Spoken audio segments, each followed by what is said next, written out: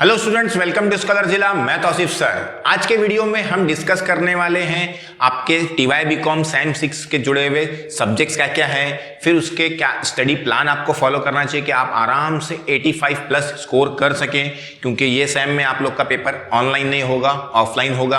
University ने already declare कर चुके हैं। और फिर उसकी क्या क्या टिप्स और क्या आप लोग को स्टडी प्लान, क्या आपको टाइम टेबल, क्या शेड्यूल फॉलो करना चाहिए, कौन से चैप्टर्स पे ज़्यादा फोकस करना चाहिए, क्या क्या चीज़ें करना चाहिए कि आपका सिलेबस भी अच्छे से कंप्लीट हो जाए और आप 85 से ज़्यादा 90 तक ला सकें एग्जाम में। तो वीडियो एंड तक देखना और ध्यान से देखना। सब चीज़ें मैं डिस्कस करूंगा वीडियो में। सब में पहले हम लोग डिस्कस कर लेते हैं कि आप लोग के सब्जेक्ट्स क्या क्या रहेंगे। जैसे ही मतलब जो सब्जेक्ट्स आपको सैम 5 में थे वही सैम 6 में है, कुछ अलग नहीं है। जैसे आप लोग को पता है अकाउंटिंग, अगर हम लोग उसमें जाएंगे तो आप लोग का फाइनेंशियल अकाउंटिंग है, फिर सेकेंड है आप लोग का कॉस्ट अकाउंटिंग, बराबर है। थ्योरेटिकल पार्ट में जाओगे तो आप लोग को इकोनॉमिक्स,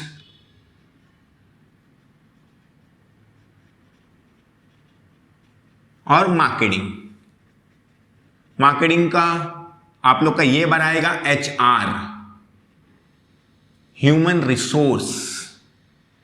क्या रहेगा आप लोग को ये बार?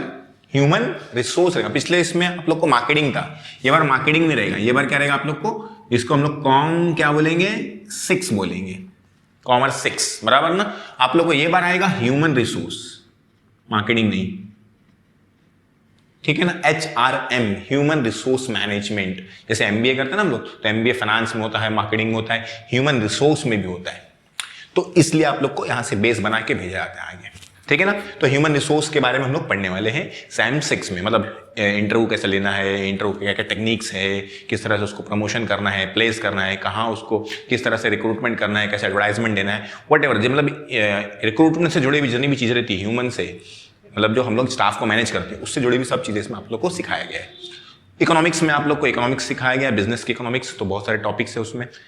डिटेल वीडियो अगर आप लोग को चाहिए तो बोल देना मुझे, तो मैं आप लोग को हर टॉपिक के डिटेल वीडियो भी बना दूंगा, हर एक टॉपिक से जुड़े हुए इंपॉर्टेंट चैप्टर्स भी बता दूंगा, और क्या क्या आप लोग को उसके अंदर पढ़ना चाहिए और किस तरह से पढ़ना चाहिए। वो अगर आप लोग को सब्जेक्ट वाइज भी चाहिए तो आप लोग मुझे कमेंट करके बोल सकते हैं। अगर ज़्यादा कमेंट और ज़्यादा लाइक रहेंगे वीडियो पे और शेयर रहें ज़्यादा, तो मैं कोशिश करूंगा कि आप लोग को हर सब्जेक्ट वाइज भी इंपॉर्टेंट टॉपिक्स क्या क्या पढ़ना है, क्या क्या इंपॉर्टेंट चैप्टर्स है उसके अंदर, वो भी मैं वीडियो आप लोग के लिए बना दूंगा, ठीक है ना। फिर इसके बाद कुछ ऑप्शनल सब्जेक्ट्स है आप लोग के पास, जैसे है आप लोग के पास ये बार इनडायरेक्ट टैक्स, ठीक है। ये ऑप्शनल सब्जेक्ट्स आप लोग के। इनडायरेक्ट डिपेंड्स करता है अलग अलग कॉलेज पे। इनडायरेक्ट टैक्स में ये बार आप लोग को पढ़ना है GST, बराबर है। फिर किसी किसी को रहता है कंप्यूटर्स। फिर थर्ड है आप लोग का एक और टॉपिक है जिसमें export marketing, export and import बोल सकते हो आप लोग, या अलग अलग नाम आप लोग को हो सकता है, ठीक है ना। तो ये भी सब्जेक्ट्स होते हैं, और भी बहुत सारे सब्जेक्ट्स हैं। अलग अलग कॉलेजेस में अलग अलग सब्जेक्ट हो सकते हैं, तो जरूरी नहीं कि मतलब ये मतलब ऑप्शनल जो सब्जेक्ट्स हैं उनके अलावा भी कोई और सब्जेक्ट हो सकते हैं। डिपेंड्स ऑन कॉलेज और डिपेंड ऑन यूनिवर्सिटी के ऊपर अलग अलग हो सकते हैं, लेकिन मैं मुंबई यूनिवर्सिटी ज़्यादा फोकस कर रहा हूँ, तो ये सब्जेक्ट्स मैंने बताने की कोशिश किया है। ये दोनों और ये लोग में से कोई, मतलब जो ऑप्शनल सब्जेक्ट है और भी बहुत सारे हैं, मतलब इसके अलावा और भी बहुत सारे हो सकते हैं, तो इसमें से कोई क्या करना आप लोग को, 2 चूज करना है, बराबर ना। तो ये होता है आप लोग का TY बीकॉम के सब्जेक्ट्स बहुत सिंपल है। फाइनेंशियल अकाउंटिंग का ये जो मतलब जो आप लोगों ने 5th में पढ़े थे, 5th सेम में, उससे ईजी है। 6 का ज़्यादा इजी है, लेकिन ये है कि बेस आप लोग मतलब 11th से पढ़ते आ रहे हो फाइनेंशियल अकाउंटिंग, लेकिन आप लोग को इस पर थोड़ा फोकस करना पड़ेगा। क्योंकि थोड़ा फॉर्मेट होता है इसके अंदर और थोड़ा बड़ा होता है, तो आप लोग को प्रैक्टिस करना पड़ती है, ठीक है ना। फिर कॉस्ट अकाउंटिंग है। कॉस्ट अकाउंटिंग 5th सेम का ज़्यादा डिफिकल्ट था, 6 का बहुत ईजी है, बहुत ईजी है कॉस्ट अकाउंटिंग 6 सेम का। मतलब कुछ डिफिकल्टी आएगी ही नहीं आप लोग को, थोड़ा सा अगर आप लोगों ने फोकस किया तो आप लोग को एकदम ईजी आ जाएगा। 5th का डिफिकल्ट था कॉस्टिंग, 6 का डिफिकल्ट नहीं है।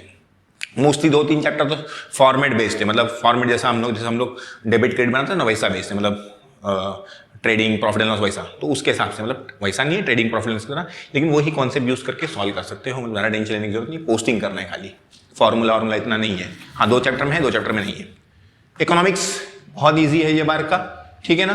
5th का डिफिकल्ट था, 6 का भी डिफिकल्ट है, लेकिन थोड़ा सा स्टार्टिंग का फर्स्ट चैप्टर और शायद थोड़ा डिफिकल्टी है। सेकंड से आप लोग को सेकंड मॉड्यूल से इजी पड़ेगा।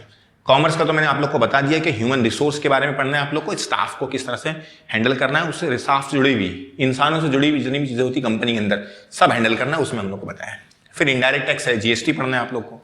कंप्यूटर्स में आप लोग को शायद ये बार टैक्स और रहेगा आप लोग का एक्सेल, लेकिन एडवांस एक्सेल रहेगा। और फिर एक्सपोर्ट एंड इंपोर्ट वगैरह आप लोग को है। तो इस तरह से सब्जेक्ट आप लोग को प्रिपेयर करना है। अब मैं आता हूं आप लोग के लिए स्टडी, एक बता देता हूं आप लोग को कि आप लोग को क्या स्टडी टाइम टेबल फॉलो करना चाहिए। क्योंकि अगर आप रैंडमली कोई भी बुक उठा के कैसा भी पढ़ोगे, मतलब मंडे को ये बुक उठा के पढ़ लिया, ट्यूसडे को कुछ भी पढ़ लिया, थर्सडे को कुछ भी पढ़ लिया, ऐसा पढ़ोगे या हफ्ते में एक आध बार पढ़ लिए, तो उससे आप लोग को TY BCom में अच्छे मार्क्स नहीं आ पाएंगे। अगर आप लोग को अच्छे मार्क्स लाना है और एक प्लान के तहत चलना है तो आप लोग को एक टाइम टेबल चाहिए। तो मैं टाइम टेबल आप लोग को एक रफली टाइम टेबल दे रहा हूँ, जरूरी नहीं है कि वो टाइम टेबल आप फॉलो ही करो, आप उसमें चेंजेस कर सकते हो एज पर योर कन्वीनियंट, आपकी मर्जी के हिसाब से। आप अपने प्लस और माइनस सोच समझ के, क्योंकि जरूरी नहीं कि आप, मैं फाइनेंशियल के लिए 2 दिन टाइम दे रहा हूँ तो आप लोग को 2 दिन लगे, क्या पता आप फाइनेंस में बहुत अच्छे हों तो आपको 1 ही दिन लगे। कंप्यूटर के लिए मैंने 2 दिन दिया है, 2 दिन नहीं 1 ही दिन लगेगा, आधे दिन में ही पढ़ सकते हो। टैक्स के लिए तो डिपेंड्स ऑन यू, तो आप लोग को अच्छा लगेगा तो चलो, मैं खाली एक क्या बोलते सैंपल मॉडल बना के दे रहा हूँ, आप लोग उसको फॉलो कर सकते हैं। तो मैं टाइम टेबल लिखता हूँ। चलिए आ जाते हैं टाइम टेबल पे कि आप लोग को कैसे क्या किस दिन पे क्या क्या पढ़ना चाहिए और किस तरह से पढ़ना चाहिए। उसके बाद मैं आप लोग को टिप्स एंड स्ट्रैटेजीज भी बता दूंगा कि किस तरह से आप लोग को पढ़ाई करना चाहिए। सब में पहले दिया आप लोग को मंडे को देखिए, आप लोग फाइनेंशियल अकाउंटिंग और इकोनॉमिक्स पढ़िए। मतलब क्या कीजिए, आप लोग दिन में अगर आप लोग के पास ज़्यादा टाइम है तो आप लोग ज़्यादा यूज़ कर सकते हो, डिपेंड्स ऑन योर टारगेट। अभी टारगेट किसी का 80% लाना है, किसी का 90 लाना है, किसी का 95 है, किसी का 70 है, किसी का मेयरली पास है, तो डिपेंड्स ऑन यू। लेकिन अगर आपने अच्छा टारगेट सेट किया है तो आपका फ्यूचर भी अच्छा होगा और आप लोग अच्छे से मार्क्स स्कोर कर सकते हैं। मैं बार बार बोलता हूँ, हर स्टूडेंट को कैपेबिलिटी हर स्टूडेंट में होती है, लेकिन सिर्फ विल पावर कम होता है कि मैं नहीं कर सकता हूँ। हर इंसान हर काम कर सकता है। इवन हमने प्लेन बनाया है कि उड़ता है हवा में बहुत ऊंचाई पे तेजी से, बराबर ना, तो इंसानों ने ही बनाया उसको। तो अब हम लोग वो चीजें कर सकते हैं, एक इंसान कर सकता है, उसके पास भी एक ही दिमाग था, सब कुछ था जिसने बनाया था। तो हम लोग भी हर चीज कर सकते हैं, लेकिन हम चाहते नहीं है करना। तो अगर हम लोग चाहेंगे, विल पावर अगर होगा हमारा, तो हम हर काम कर सकते हैं। तो विल पावर कर लीजिए, जरूर है इंशाल्लाह कि आप लोग उसको अचीव करेंगे। ठीक है ना। तो एक टारगेट बनाइए, उसके बाद मेहनत कीजिए, तो फिर क्या होगा, आपकी मेहनत आप सही डायरेक्शन में जा रहे हैं, आपको पता चलेगा। नहीं तो आपको पता नहीं चलेगा आपने क्या टारगेट बनाया है। ठीक है ना। तो टाइम टेबल होना चाहिए आप लोग के, मेरे हिसाब से। ठीक है ना। तो देखिए, मंडे को आप लिख लीजिए फाइनेंशियल अकाउंटिंग, उसके साथ में क्या पढ़िए, इकोनॉमिक्स। अब डिपेंड करता है कि आप लोग को 2 घंटा पढ़ना है दिन में, कि 4 घंटा पढ़ना है, कि 1.5 घंटा पढ़ना है, कि 1 घंटा पढ़ना है, कि 6 घंटा पढ़ना है, डिपेंड्स ऑन यू, बराबर है। लेकिन मैं सजेस्ट करूंगा कि आप लोग एटलीस्ट 3 घंटा पढ़िए, कॉलेज से पहले या सुबह में या शाम में, या फिर एक साथ 3 घंटा एक साथ पढ़िए, जैसे आपकी मर्जी है। लेकिन उसमें बाइफर्केशन होना चाहिए कि कुछ टाइम में आप लोग क्या पढ़ोगे, फाइनेंशियल अकाउंटिंग, कुछ टाइम में क्या पढ़ोगे, इकोनॉमिक्स। फाइनेंशियल अकाउंटिंग और फिर बाद में इकोनॉमिक्स। ठीक है ना। फिर दूसरे दिन भी वापस से फाइनेंशियल अकाउंटिंग और इकोनॉमिक्स। लेकिन याद रखना कि कल आपने जो पढ़ा था उसको पहले ट्यूसडे के दिन क्या करना, रिवाइज करना फटाक से, और फिर उसके बाद आप पढ़ना। ठीक है। तो कोशिश करना कि इकोनॉमिक्स के ये दिन 2 आंसर हो जाए, ये दिन 2 आंसर हो जाए। एक भी होगा तो चल जाएगा, लेकिन एटलीस्ट 2 आंसर्स होना चाहिए। आपकी टेक्स्ट बुक से ही आपको पढ़ना है। ठीक है ना। फिर आते हैं हम लोग वेडनेसडे पे कॉस्ट अकाउंटिंग और कॉम्प 6। कॉस्ट अकाउंटिंग आप लोग को सॉल्व करना है, क्वेश्चंस प्रैक्टिस करना है, और उसके बाद कॉम्प 6 पढ़ना है आप लोग को आंसर्स। वैसे ही थर्सडे के दिन भी फॉलो कीजिए। फ्राइडे सैटरडे मैंने 2 दिन दिया है टैक्स को, लेकिन मोस्टली स्टूडेंट्स को अभी जरूरी नहीं कि हाँ टैक्स कंप्यूटर सबका सेम सब्जेक्ट हो, सब्जेक्ट आपका अलग होगा तो आप लोग यहाँ पे चेंजेस कर सकते हो। डिपेंड, मैंने बोला ना कि सिर्फ एक सैंपल टाइम टेबल दे रहा हूँ, सब्जेक्ट अलग हो सकते हैं। कंप्यूटर के पहले किसी का एक्सपोर्ट हो सकता है, किसी का कॉपरेशन हो सकता है, अलग अलग हो सकता है, तो आप लोग उसको चेंजेस कर लेना अपने हिसाब से। ठीक है ना। तो टैक्स और कंप्यूटर, टैक्स और कंप्यूटर, तो फिर टैक्स पढ़िए, कंप्यूटर को सॉल्व कीजिए, कंप्यूटर पढ़िए, कंप्यूटर समझिए।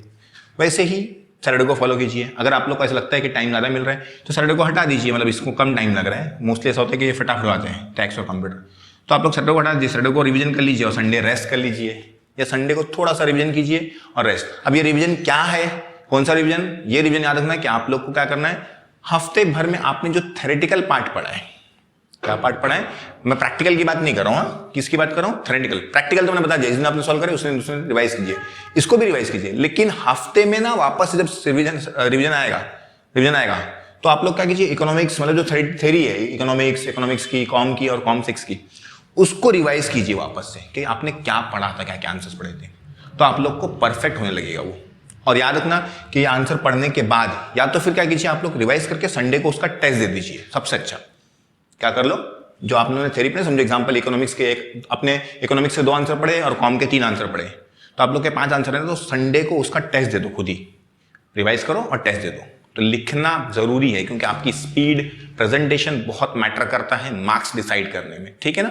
तो ये थोड़ी सी चीजें, ये हो गया आप लोग का टाइम टेबल। अब मैं आप लोग को टिप्स देता हूं कि कौन कौन सी चीजें आप लोग को फॉलो करना चाहिए। बहुत सारी टिप्स लिख कर रखा है मैंने, आप लोग को एक एक रीड करके मैं आप लोग को बता जाता हूं, तो उसको आप लोग नोट डाउन कर लीजिए। मैं कोशिश करूंगा कि स्क्रीन पर फ्लैश कर दूं आप लोग को, ताकि आप लोग के थोड़ा दिमाग में बैठ जाए, आप नोट डाउन कर सकें। पहला मैंने टिप लिखा है, देखियो कि follow time table. Time table को फॉलो करके ही पढ़ाई कीजिए, जल्दी उसको स्किप करने की कोशिश मत कीजिए, ठीक है ना। तो याद रखिए। नेक्स्ट है set short term, medium term और लॉन्ग टर्म टारगेट्स। आपके पास छोटा टारगेट, मीडियम टारगेट और बड़ा टारगेट होना चाहिए। छोटा टारगेट का मतलब, बड़ा टारगेट मतलब जैसे मैंने डिसाइड कर लिया कि मेरे को 90 लाना है, तो बड़ा टारगेट। अब 90 लाना मतलब तो आज से सो गए आप लोग, एकदम सो गए आराम से, और एग्जाम से 10 दिन पहले जागे और पढ़ते बैठे, तो 90 आएगा क्या? नहीं आएगा। तो उसके लिए आप लोग को शॉर्ट टर्म टारगेट भी रखना है। क्या करना है? Short term. शॉर्ट टर्म मतलब आज बैठे आंसर लेते हैं। तो आप लोगों ने सोचा फाइनेंशियल अकाउंटिंग लिया मैंने, तो फाइनेंशियल अकाउंटिंग के आज 2 सम होना ही चाहिए, तो ये शॉर्ट टर्म टारगेट, ठीक है ना।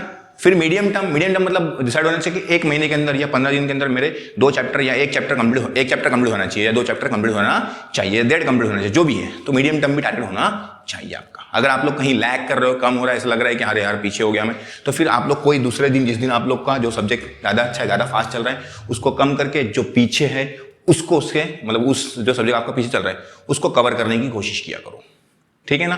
तो मीडियम टर्म टारगेट भी होना चाहिए। शॉर्ट टर्म समझ गया ना। फिर डिसाइड है कि इकोनॉमिक्स पढ़ रहे हैं, तो आज मेरे 2 आंसर होना ही चाहिए किसी हाल में भी, तो 2 आंसर पढ़ो, तो ये होगा शॉर्ट टर्म। फिर मीडियम टर्म मैंने बताया आप लोग को महीने भर का टारगेट या 15 दिन का टारगेट आपका होना चाहिए। फिर लॉन्ग टर्म टारगेट तो आपके पास डिसाइड है, तो ये याद रखना। नेक्स्ट मैंने लिखा है revise every topic after 21 days. कोशिश ये करो कि हर टॉपिक आप लोग का 21 डेज मैक्सिमम 21 डेज बाद क्या होना चाहिए? रिवाइज हो जाना चाहिए। ये नहीं कि मतलब वो बाद में फिर एकदम रिवाइज करते बैठोगे। 21 डेज हो गया तो आप लोग को याद रहना चाहिए कि मेरे सारे टॉपिक रिवाइज हो चुके, मतलब समझो आप लोगों ने फाइनेंशियल के 2 चैप्टर कर चुके और फिर उसको छोड़ दियो, तो नहीं, उसको एक बार क्या करो, रिवाइज कर लो, बल्कि एक दिन कम कर लो, चलेगा। मतलब एक दिन प्रैक्टिस मत करो, लेकिन उस दिन उसको क्या करो, रिवाइज कर लो 21 डेज होने से पहले। ये याद रखना, क्योंकि क्या होता है कि इंपॉर्टेंट चीजें हम लोग से छूट जाती है, तो उसको रिवाइज जरूर करना 21 डेज से पहले। इंसानी ब्रेन का मतलब एक कैपेसिटी रहती है कि वो किसी चीज़ को रिवाइज नहीं करते ना हम लोग, तो क्या होता है वो हमारे दिमाग से अपने आप निकल जाती है। तो रिवाइज करोगे तो दिमाग में क्या हो जाएगा, वो परफेक्ट हो जाएगा, मतलब फिक्स हो जाएगा, ठीक है ना। आगे नेक्स्ट है आप लोग का try to practise by writing. क्या मैंने लिखा है? प्रैक्टिस करो राइटिंग करके। अब सर ने क्लास में, आप लोग क्लासेस जाते हो या आप लोग कॉलेज जाते हो, तो कॉलेज में सम करा दिया सर ने, देख लिया ऐसा, हाँ फोटो ले लिया, अच्छा लगा, बहुत मस्त मजा आ गई, तो ऐसा नहीं करना। क्वेश्चन आपकी बुक में कॉलम पर्टिकुलर अच्छे से बना के, राइटिंग कैलकुलेटर जो भी है आपके पास, स्केल पेंसिल सब यूज करके अच्छे से प्रैक्टिस करना, प्रेजेंटेशन अच्छे से देके, तो ही आपको अच्छे मार्क्स आएंगे, अच्छा प्रेजेंटेशन आएगा और अच्छा इंप्रेशन बैठेगा एग्जाम की नज़र में आपका, ठीक है ना। तो याद रखना राइटिंग जरूरी है, बगैर राइट किए खाली देखोगे तो नहीं आएगा। एग्जाम के टाइम पे मैंने खुद महसूस किया है, मतलब मैं खुद स्टूडेंट रह चुका हूँ ना, डायरेक्टली तो प्रोफेसर नहीं बन गया या टीचर नहीं बन गया, या मेरे 2 दोस्त अभी जो मैं पढ़ाता हूँ स्टूडेंट्स को, तो फिर उनको ये समझते ही नहीं कि कॉलम क्या थे इसके अंदर, कॉलम से नहीं याद होते बच्चों को, क्योंकि बनाए ही नहीं थे, खाली देखे थे, ऐसा बनाया होता तो याद रहता था। कैलकुलेटर के बदले 2 के बदले 5 दबता है, मल्टीप्लाई के बदले प्लस दबता है, सर इसका रूट कैसा निकालेंगे, रूट निकालने नहीं आता है, कैलकुलेटर चलाए नहीं थे, हाँ बोले हाँ आता है, आंसर दिखा प्लस दिखे हो गया, तो नहीं आता है चीज़ें। तो कोशिश करो कि उसी टाइम पे आप राइटिंग की प्रैक्टिस करो, ठीक है ना। नेक्स्ट पॉइंट लिख रहे हैं आप लोग। नेक्स्ट है लिखा है make notes of important points. आपके जो भी आपको इंपॉर्टेंट चीज़ें मिलती हैं, चाहे आपको थेरेटिकल में मिले, थेरेटिकल सिलेबस में मिले, मतलब थेरी पार्ट में मिले, या प्रैक्टिकल पार्ट में मिले, मतलब फाइनेंस में भी कुछ अगर आपको कोई इंपॉर्टेंट चीज़ लगता है कि नया चीज़ मिला, तो उसको आप लोग एक लेसन जब प्रिपेयर करते हो तो उससे पहले लिख लो, ताकि जब आप लोग रिवाइज करने जाओगे, अब डेप्रीशिएशन तो आपको सबको मालूम है, तो डेप्रीशिएशन लिखते नहीं बैठोगे, लेकिन कुछ नया आता है, कुछ इंपॉर्टेंट आता है, तो उसको आप लोग नोट डाउन करो। उससे क्या होगा, आप लोग को क्विक रिविजन करने में काम आएगा जब एग्जाम से पहले, कि ये चैप्टर में क्या क्या नया था, ठीक है ना। वैसे इकोनॉमिक्स में भी और कॉम वगैरह में भी लिखा करो, या तो हाईलाइटर रखा करो। टेक्स्ट बुक से जब भी आप क्या मतलब आप रीड कर रहे हो, समझ रहे हो, तो उसको हाईलाइट कर लिया करो। वो हाईलाइटर से क्या होगा कि मेन टॉपिक वो है, उसके ऊपर ही तुम वो समझ गया आप लोग को। मतलब जैसे एग्जांपल आपको ब्रांड पोजीशनिंग आया, जैसे आप लोग 5th सेम में पढ़ेंगे मार्केटिंग के अंदर ब्रांड पोजीशनिंग, तो ब्रांड पोजीशनिंग होता क्या है, तो उसको हाईलाइट करके रखोगे, तो उसके हिसाब से फिर आप लोग अपना आंसर बना के बड़ा कर सकते हो। ये नहीं कि मतलब खाली रिपोर्ट पढ़ रहे हो, रट्टा मारो, सब कुछ भी कहाँ पे भी लिखोगे। तो जो इंपॉर्टेंट चीज़ रहती है, किसी ऑथर का नाम, कुछ ईयर, वो सब जरूर हाईलाइट किया करो, ताकि वो याद रहेगा आप लोग को, तो आंसर का वेटेज आपका बढ़ता है। ऑथर का नाम लिखते हो, किसने लिखा है, वो डेफिनेशन वगैरह, वो सब चीज़ें आप लोग इंपॉर्टेंट रहती है, वो ध्यान में रखा करो। तो इंपॉर्टेंट पॉइंट्स को नोट डाउन कर लिया करो, चाहे थ्योरी में पढ़ रहे हो, चाहे प्रैक्टिकल क्वेश्चन सॉल्व कर रहे हो। तो नेक्स्ट देखो क्या लिखा है आप लोग का मैंने, give importance to every subject, बराबर ना। तो हर सब्जेक्ट को इंपॉर्टेंट दो। आप बोले सर खाली फाइनेंस और कॉस्टिंग मतलब और टैक्स, 3 ही सब्जेक्ट बच्चे क्या करते, प्रैक्टिस करते थे, क्लास में जाते हैं, क्लासेस में बहुत मेहनत करते हैं, मतलब दुनिया की फीस भर देते हैं, और जो भी है 20, 25, 50 जो भी आपकी अलग अलग फीस हो सकती है भर देते हैं। उधर भी फाइनेंस ही चल रहा है, कॉस्टिंग ही चल रहा है और टैक्स ही चल रहा है, बस बाकी कुछ करते ही नहीं है, ना खुद से भी करते हैं। तो लेकिन अगर आप लोगों ने फाइनेंस और कॉस्टिंग पे फोकस किया और टैक्स पे फोकस करे, तो आप लोग को 600 में से 300 ही मिलेगा। अगर पूरा भी मिल गया तो फिर कुछ काम का नहीं। परसेंटेज आप लोग का 80, 90 लाना, तो फिर आएगा क्या, नहीं आएगा। आपको कंप्यूटर पे भी उतना ही फोकस करना पड़ेगा, आपको टैक्स पे कॉम पे भी उतना फोकस करना पड़ेगा, इकोनॉमिक्स पे भी उतना फोकस करना पड़ेगा। तो हर सब्जेक्ट को इंपॉर्टेंट दो, ये नहीं कि एंड में पढ़ेंगे। इसलिए मैंने टाइम टेबल दिया, स्टार्टिंग से ही पढ़ने को दिया है। इसको फॉलो करोगे तो गारंटी है कि आप लोग का 15-20 दिन के अंदर, 25 दिन के अंदर, 1 महीने के अंदर एक मॉड्यूल कंप्लीट हो जाएगा। 4 ही मॉड्यूल रहते हैं आप लोग के इकोनॉमिक्स और कॉम में, ठीक है ना। तो उसको फॉलो करने की कोशिश करो, आगे बढ़े। तो हर चैप्टर को क्या दो, हर सब्जेक्ट को क्या दो, इंपॉर्टेंस दो। ये नहीं कि सिर्फ एक ही सब्जेक्ट को। उसके बाद लिखा है मैंने learn objective theory of every chapter. हाँ, ये याद रखना कि आप लोग को क्या करना है, जैसे ही आपका फाइनेंशियल अकाउंटिंग स्टार्ट करने वाले हो आप पढ़ने से, चाहे ऑनलाइन पढ़ रहे हो, जैसे भी आप लोग पढ़ रहे हो, उससे पहले उसके थ्योरेटिकल पार्ट पढ़ लो। लेसन में जितने भी थ्योरी लिखी है ना, पूरा पढ़ लो, रीड कर लो एक बार। फिर लेसन कंप्लीट होने के बाद भी उसको थ्योरेटिकल पार्ट को क्या करो, रीड करो। और फिर ऑब्जेक्टिव्स का, लेसन कंप्लीट होने के बाद ऑब्जेक्टिव्स का क्या दो, आपके टेक्स्ट बुक के पीछे ऑब्जेक्टिव्स होते हैं, उसका टेस्ट दो खुद। और अगर अच्छी मतलब कैपेसिटी मेरी रही तो मैं आप लोग को मेरी वेबसाइट पे आप लोग को टेस्ट सीरीज बना के दूंगा कि आप लोग वहाँ पे आके आप जब लेसन कंप्लीट कर लोगे तो टेस्ट दे सको, ताकि आप लोग को समझ सके, मतलब ये समझे कि आप लोगों ने लेसन कितना समझा है, कॉन्सेप्चुअली कितना समझा है। तो वो भी कोशिश करूंगा मैं, अभी फिलहाल कंफर्म नहीं बोल सकता आपको, लेकिन कोशिश है मेरी कि मेरे वेबसाइट पर मैं आप लोग को टेस्ट सीरीज बना के दूंगा। नहीं अगर मैंने बनाया तो आप लोग को जिम्मेदारी है कि लेसन पहले पढ़ना है, आप लोग को स्टार्ट करने से पहले एक बार थ्योरी पढ़ना है, उसको कंप्लीट होने के बाद भी उसकी थ्योरी एक बार पढ़ना है। ये तो आप लोग आंसर पढ़ोगे, टेक्स्ट बुक से ही पढ़ोगे तो सब आपने थ्योरी ऑलरेडी पढ़ा रहेगा, तो आप लोग ऑब्जेक्टिव्स फटाफट देख सकते हो। आप लोग जब जैसे लेसन खत्म हुआ, ऑब्जेक्टिव का टेस्ट दे तो आपके टेक्स्ट बुक के पीछे है, ठीक है ना। तो वहां से आप लोग कर सकते हो। उसके बाद क्योंकि इसलिए बता रहा हूं कि अभी आप लोग को आगे चल के भी बताऊंगा मैं क्यों मैं बोल रहा हूं कि आप लोग उस पर फोकस करो, किस पे, ऑब्जेक्टिव पे और थ्योरी पे। आगे क्या लिखा है, टेक ब्रेक फ्रॉम स्टडी। आप लोग क्या करना चाहिए, ब्रेक लेना चाहिए। ये नहीं कि मतलब 3 घंटा कंटिन्यू पढ़ो। जो ह्यूमन ब्रेन होता है वो कुछ लिमिट तक ही, मोस्टली तो बोलते हैं 20 मिनट तक ही कॉन्सेंट्रेट कर सकते हैं, लेकिन अगर हम लोग कुछ खुद रीड कर रहे हैं तो ऑलमोस्ट 1 घंटा आप लोग पढ़िए, उसके बाद 10 से 15 मिनट का ब्रेक लीजिए और फिर वापस शुरू कीजिए। ये नहीं कि मतलब कंटिन्यू लगे ही हो, ठीक है ना। तो याद रखिए। आगे लिखा है ईट हेल्दी फूड। फूड बहुत इंपॉर्टेंट होता है। हम लोग सही फूड नहीं खाते, मतलब ऐसे खाना खाते हैं जो मतलब ये थोड़ा आउट ऑफ आपके सिलेबस से है, लेकिन मतलब क्या बोलते हैं आपकी स्टडी प्लान से है, लेकिन आप लोग के ऊपर बहुत असर करता है, क्योंकि आप लोग के फूड हैबिट भी आप लोग की स्टडी, आप लोग के लेजीनेस, आपकी सुस्ती पे भी असर करता है। तो ऐसा हेल्दी फूड खाओ जो आपको हेल्दी रखेगा, तो आप लोग अच्छे से पढ़ सकोगे, क्योंकि हेल्थ अच्छी रहेगी तभी पढ़ पाओगे। तो हेल्दी फूड खाओ। हेल्दी फूड में आप लोग मिल्क, ड्राई फ्रूट्स, खजूर, ये सब यूज़ करिए।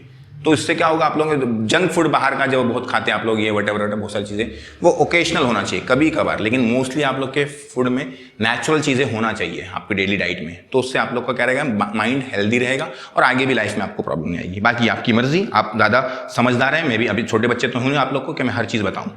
आगे आइए, नेक्स्ट है stay away from social media debates. Social media आजकल की डिबेट्स जो होती है बहुत बकवास है। जो भी अलग अलग टॉपिक्स को लेके, चाहे पॉलिटिकल हो, चाहे सोशल हो, चाहे रिलीजियस हो, जो भी हो, आप लोग को हर एक डिबेट से दूर रहना चाहिए।